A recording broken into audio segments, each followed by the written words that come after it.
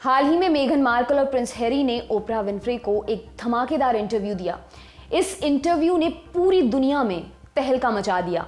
Interview में Markle और Harry ने ब्रिटेन राज परिवार पर नस्लवाद जैसे गंभीर आरोप लगाए।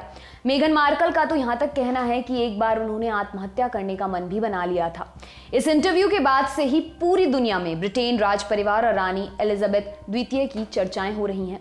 कुछ लोग तो यहां तक कह रहे हैं कि ब्रिटेन में राजशाही खत्म होनी चाहिए। आपको ये तो पता ही होगा कि इस समय ब्रिटेन की महारानी एलिजाबेथ द्वितीय हैं, लेकिन रोचक बात यह है कि रानी एलिजाबेथ द्वितीय ब्रिटेन के अलावा 15 और देशों की भी रानी हैं।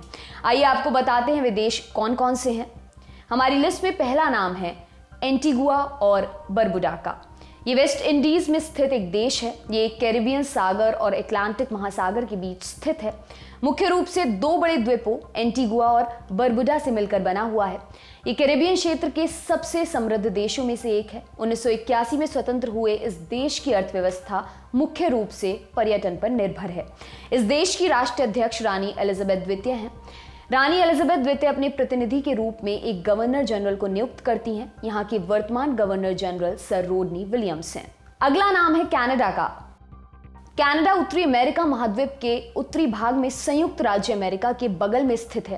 क्षेत्रफल के हिसाब से दुनिया का दूसरा सबसे बड़ा देश है। कनाडा पूर्व ब्रिटिश उपनिवेशों का एक संघ है। ये भी एक संवैधानिक राजतंत्र है। अंग्रेजी और फ्रेंच दोनों यहाँ की आधिकारिक भाषाएं हैं। इसकी राष्ट्रीय अध्यक्ष यानी एलिजाबेथ द्वितीय हैं। यहाँ भी रानी एक गवर्नर जनरल को अपने प्रतिनिधि के रूप में नियुक्त करती हैं, लेकिन ये पद बस सांकेतिक होता है। व्यवहारिक रूप से कनाडा के प्रधानमंत्री ही सरकार चलाते हैं। ये अमेरिका के सबसे करीबी मित्रों में से एक है।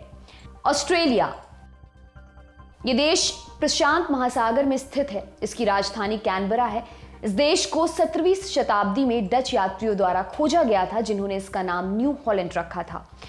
एलिजाबेथ द्वितीय को ऑस्ट्रेलिया की रानी भी कहा जाता है। कुछ स्थितियों में रानी के प्रतिनिधि, गवर्नर जनरल और ऑस्ट्रेलिया के प्रधानमंत्री के बीच गंभीर मतभेद भी पैदा हो जाते हैं। इसका सबसे बड़ा उदाहरण 1975 का ऑस्ट्रेलियाई संवैधानिक संकट है, जिसमें गवर्नर जनरल ने एक चुने हुए प्रधानमंत्री गॉग विटलेम को बर्खास्त कर दिया था। बहामास, ये वेस्ट इंडीज में स्थित छोटे छोटे 700 से अधिक द्वीपों से मिलकर बना हुआ है। ये उत्तरी और दक्षिणी अमेरिका के सबसे धनी देशों में से एक है। 1717 में ये देश आधिकारिक तौर से ब्रिटेन का उपनिवेश बन गया था। इस देश को 1973 में आज़ादी मिली। राजधानी है नसाउ। यहाँ की जलवायु खुशनुमा है और यहाँ अच्छे अच्छे समुद्र तट भी हैं, जो एक अच्छा पर्यटन का केंद्र बनते हैं। लेकिन ये देश ड्रग तस्करी और व्यापक हिंसक अपराधों जैसी गंभीर समस्याओं से भी जूझ रहा है।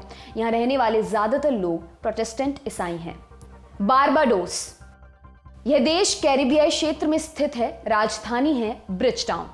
इस देश की अर्थव्यवस्था पर्यटन और चीनी के निर्यात पर निर्भर है। बारबाडोस 30 नवंबर 1966 को स्वतंत्र देश बना था। इस देश की महारानी भी एलिजाबेथ द्वितीय हैं, लेकिन हाल ही में इस देश के प्रधानमंत्री मिया मोटली ने एलिजाबेथ द्वितीय को राष्ट्राध्यक्ष के पद से हटाने का निश्चय किया है। उन्होंने इस प्रक्रिया को बारबाडोस की स्वतंत्रता की 55वीं वर्षगांठ यानी 30 नवंबर 2021 तक पूरा कर लेने की बात भी कही है।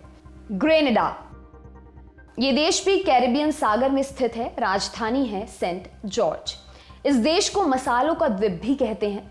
ये देश 7 फरवरी 1974 को स्वतंत्र हो गया था। यहाँ रहने वाले लोग मुख्य रूप से अफ्रीकन या यूरोपियन मूल के हैं। फ्रांस ने 17वीं शताब्दी में यहाँ हजारों की संख्या में अफ्रीकन दासों को लाया था। यहाँ की राष्ट्रीय अध्यक्ष एलिजाबेथ द्वितीय हैं, जिनका प्रतिनिधित्व एक गवर्नर जनरल करते हैं। जमैका, यह देश कैरिबियन सागर में स्थित है, जिसकी राजधानी किंगस्टन है। रानी एलिजाबेथ द्वितीय इस देश की भी राष्ट्रीय अध्यक्ष हैं। 1494 में क्रिस्टोफर कोलंबस ने इस देश को देखा था। इस देश को 1655 में ब्रिटेन ने हथिया लिया था। 1962 में ब्रिटेन से आज़ादी मिली थी। आपको बता दें कि महान धावक हुसैन बोल्ट इसी देश से आते हैं। 2012 में जमैका के प्रधानमंत्री सिम्सन मिलर ने एलिजाबेथ द्वितीय को राष्ट्राध्यक्ष के पद से हटाने की बात की थी। तब से जमैका में समय समय पर ऐसी मांग उठती रहती है। सेंट किट्स एंड नेविस, यह भी वेस्ट इंडीज में स्थित एक देश है। कैरिबियन क्षेत्र में स्थित होने वाला एकमात्र संघीय देश है।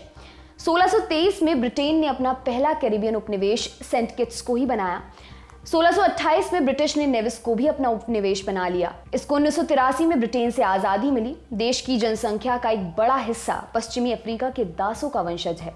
इस देश में अक्सर हरिकेन आते रहते हैं। नेविस हमेशा सेंट किट्स से अलग होने की बात करता है। पपुआ न्यू गिनी ऑस्ट्रेलिया के पास स्थित है। इसकी राजधानी पोर्ट मोर्सबाई है। यह दुनिया की सबसे अधिक सांस्कृतिक विविधताओं वाले देश में से एक है। यहाँ 700 से अधिक भाषाएं बोली जाती हैं। 1526 में पुर्तगाली जॉर्ज डी मेनेसिस यहाँ आने वाला पहला यूरोपियन था। उसने इस द्वीप को land of fuzzy hair people कहा। 1975 में यह देश ऑस्ट्रेलिया से स्वतंत्रता पा गया। न्यूजीलैंड यह प्रशांत महासागर में स्थित एक देश है। 2 बड़े द्वीपों और कई छोटे छोटे द्वीपों से मिलकर बना है। इस देश की राष्ट्रीय अध्यक्ष भी एलिजाबेथ द्वितीय हैं। 1947 में इस देश को ब्रिटेन से आज़ादी मिल गई थी। यहाँ की प्रधानमंत्री जेसिंडा आर्डन एक कुशल नेता है जिन्होंने कोरोना वायरस को अपने देश में बहुत ज़्यादा फैलने से रोका और उसकी चर्चाएं भी दुनिया भर में हो रही हैं। कृषि, विनिर्माण, पर्यटन यहाँ के मुख्य आर्थिक स्रोत हैं। इस देश का वातावरण शानदार है। देश की जनसंख्या का एक बड़ा हिस्सा न्यूजीलैंड को एक राजतंत्र से गणतंत्र बनाने की मांग कर रहा है। सेंट लूसिया कैरेबियन सागर में स्थित देश है जिसकी राजधानी कैस्ट्रीज है। इस देश में सबसे पहले आने वाले यूरोपियन फ्रेंच थे। 1635 में फ्रांस ने सेंट लूसिया में अपना उपनिवेश स्थापित कर लिया था। 1979 में सेंट लूसिया पूरी तरह से स्वतंत्र हो गया। यहाँ का प्रमुख आर्थिक स्रोत पर्यटन है। यह देश केले के निर्यात के लिए भी प्रसिद्ध है। यहाँ पर आने वाले ज्यादातर लोग अफ्रीकी देशों के वंशज हैं। यहाँ रहने वाले ज्यादातर लोग ईसाई हैं। देश कैरिबियन समुदाय का सदस्य भी है। रोचक बात यह है कि यह छोटा सा देश 2 नोबेल पुरस्कार विजेताओं का जन्मदाता है। सेंट विंसेंट एंड ग्रेनाडाइंस यह कैरिबियन सागर में स्थित एक देश है जिसकी राजधानी किंगस्टन है। यह देश कई द्वीपों से मिलकर बना है और पर्यटन के लिए बहुत शानदार है। सेंट लूसिया की तरह यह देश भी केले के निर्यात के लिए प्रसिद्ध है। यहाँ पर्यटन भी एक महत्वपूर्ण आर्थिक स्रोत है। 1783 में वर्साई की संधि के द्वारा यह देश आधिकारिक रूप से ब्रिटेन का उपनिवेश बन गया। 1979 में इसको पूरी तरह से आज़ादी मिली। इसमें भी गणतंत्र बनने की मांगे समय समय पर उठा करती हैं। 2009 में यहाँ एक संवैधानिक जनमत संग्रह कराया गया था। इस जनमत संग्रह में सेंट विंसेंट को राजतंत्र से गणतंत्र बनाने की बात की गई थी, लेकिन ये जनमत संग्रह सफल नहीं हो पाया। इसलिए इस समय इस देश की राष्ट्रीय अध्यक्ष एलिजाबेथ द्वितीय हैं। तुवालू यह दक्षिणी प्रशांत महासागर में स्थित एक देश है जिसकी राजधानी फुनाफुती है। यह छोटे छोटे द्वीपों से मिलकर बना है। इस देश को 1978 में आज़ादी मिली थी। इस देश की समुद्र तल से ऊंचाई बहुत कम है, इसलिए जलवायु परिवर्तन इस देश के लिए एक बड़ा खतरा है और यहाँ अक्सर जलवायु परिवर्तन से संबंधित आंदोलन होते हैं। 1989 में संयुक्त राष्ट्र संघ ने इस देश को ग्लोबल वार्मिंग से समुद्र के अंदर चले जाने वाले संभावित द्वीप समूहों की सूची में शामिल भी किया था। सोलोमन द्वीप समूह इस देश की राजधानी होनियारा है। यह 900 से अधिक द्वीपों से मिलकर बना हुआ है और एक संवैधानिक राजतंत्र है। यह पपुआ न्यू गिनी के दक्षिण पूर्व में स्थित है। यहाँ पर भारी वन और कई पर्वत श्रृंखलाएं हैं।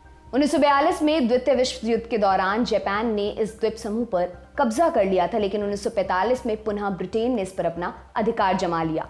1978 में देश स्वतंत्र हो गया था और पीटर केनिलोरिया इस देश के पहले प्रधानमंत्री बने, लेकिन यहाँ हमेशा कोई ना कोई बड़ा विवाद बना रहता है। यहाँ सन 2000 में तख्ता पलट भी हो गया था। बेलीज यह देश भी कैरिबियन सागर के पास और मेक्सिको का पड़ोसी है। इसे पहले ब्रिटिश होंडुरास कहा जाता था। यहाँ की राजधानी बेलमोपन है। 1862 में बेलीज आधिकारिक तौर से ब्रिटेन का उपनिवेश बन गया।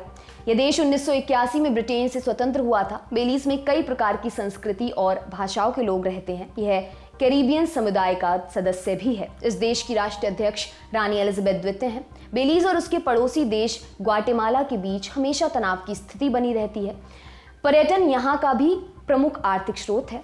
बेलीज व्यापक हिंसक अपराधों और ड्रग तस्करी के लिए भी कुख्यात है। आपके लिए तमाम जानकारी जुटाई है हमारे साथी नीलोत्पल ने। मेरा नाम है दिव्यांशी। देखते रहिए दी लल्लन टॉप। शुक्रिया।